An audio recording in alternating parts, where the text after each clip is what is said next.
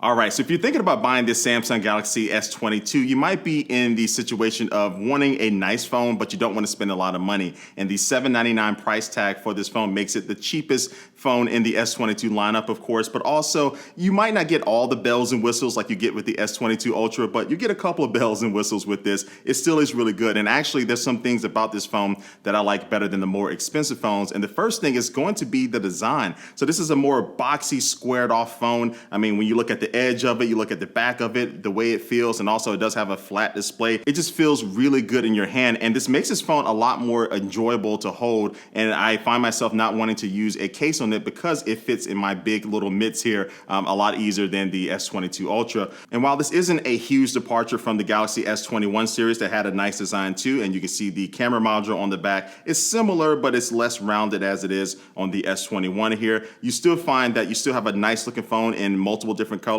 like this green. It also comes in phantom black and white as well. And if you do buy this phone on Samsung.com, they have some exclusive colors there like graphite, cream, sky blue, and violet. And those colors look really nice. They have like two-tone designs with those. But overall, you're gonna find this phone to look really good and fit in your hand. So a lot of people don't want a bigger phone, so that's a great reason to get this phone. And then you're also getting a flat display here. So it comes in at 6.1 inches, and it still does have that ultrasonic fingerprint scanner underneath the display, which works well even if your hands are greasy from eating chips or just wet from water or something. But yeah, the 6.1 inch flat AMOLED Infinity O display looks really nice, of course. I mean, you have 1300 nits of peak brightness, which is still really good for being able to see the screen outside in direct sunlight. And then also the HDR support on this and just the general color quality that you get from this screen is something that you expect from Samsung, but watching really nice looking YouTube videos or downloading some movies on this is going to be enjoyable. It's a little bit more of a smaller screen, but still the quality is there. Oh, and this phone does have an adaptive refresh rate of 120 hertz, but there is some clarification to this because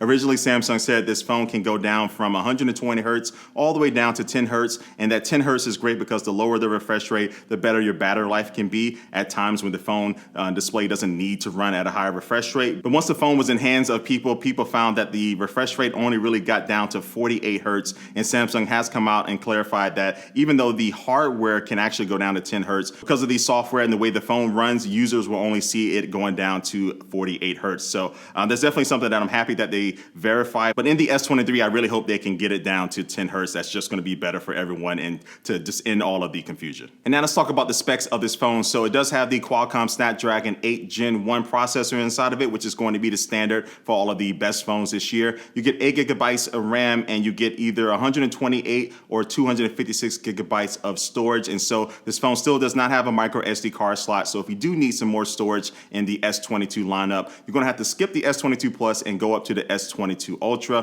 which can get up to, I think, 1 terabyte of storage. Then as far as the battery inside of this phone, you do get a 3700 milliamp hour battery inside of it. Now, you can stretch this to get all day battery life, but I'm definitely not going to be able to play a lot of Call of Duty or do a lot of games as I typically would do on like a bigger phone that has a bigger battery. But if you do adjust your usage here and there, you can definitely get all day battery out of this. But when it does come time to charge, this does support 25 watt wired charging. You don't get a charger in the box, but you still can get 25 watt wired charging. You can get 15 watt wireless charging, and also this still does support, I think, like 4.5 watt reverse wireless charging. So those are the specs, and generally the software performance of this phone has been really solid. So this phone has Android 12 with One UI 4.1 or 4.2 or whatever running on top of it, but it's what you know and love from Samsung software. It's really clean interface, and some notable changes from One UI 4 is that the quick settings page is definitely a little bit more cleaner. You can swipe down from the top and you can access that. It looks nicer. Then also the widgets look better this year. The system animations flow a little bit better, and also you have better control over privacy and things. So overall, I've been really happy with the software running on this phone. I've been using this phone for a couple of months now, so it has gotten a few updates, and I haven't really had any issues on my end. Now, this phone does support Samsung DeX, so you still can get some productivity with this phone, but it is unfortunate that this phone does not support the S Pen, because you get that with the S22 Ultra, and they introduced that with the S21 Ultra last year. But yeah, if you want to use the S Pen on this, you can't do it, even though I think Samsung could do it if they want to, but you have to go with the S22 Ultra if you want that capabilities. But hopefully next year they can add S Pen support just to really bump up the productivity, and maybe for things like drawing and signing signatures and contracts and things like that can could be better on this phone. But if I was a betting man, I think a lot of people trying to decide between this phone and another phone in the S22 lineup, they want to know about the camera, so let's talk about that. So on the front, you do have a 10 megapixel selfie camera that can also record 4K video up to 60 frames per second.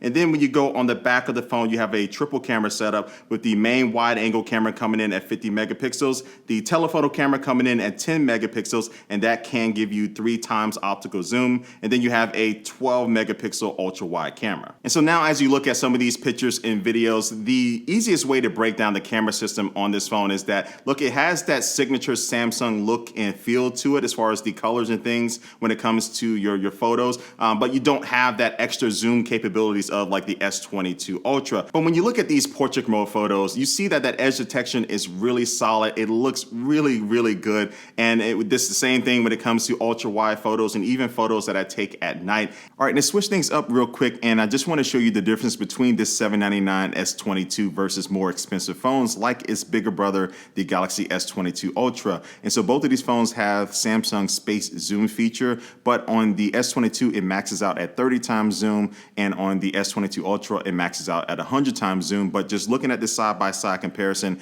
at 30 times zoom, you can see a significant difference in quality. So if you do like to zoom in when you're going to the zoo or trying to take photos at your kid's football game or something, you're going to lose a little bit of quality with that S22. And then I also ran into this issue when I was trying to take portrait mode pictures of objects, and the S22 just didn't lock on most of the time. But when I pulled out my more expensive iPhone 13 Pro, it was able to lock on really easily to that subject. Now, again, these two phones cost hundreds of dollars more than the S22, but if you are just trying to decide whether or not you want to spend more money, these are just some of those little things that might add up in your personal wants. And just generally, I found that, look, I'm a content creator, and so I do use my smartphone a lot for my content creation. I use photos and videos in my videos myself, but if you don't actually find yourself needing a phone for work, as far as like the cameras, I find that the S22 is going to please most people for just taking the phone out, taking some pictures here and there, taking some selfies with your friends and things. This is going to be one of the best performing cameras in this price range. And some little bonus things about the camera is that you do have that object eraser tool inside of it. So after you take a photo, you can remove things like objects or even reflections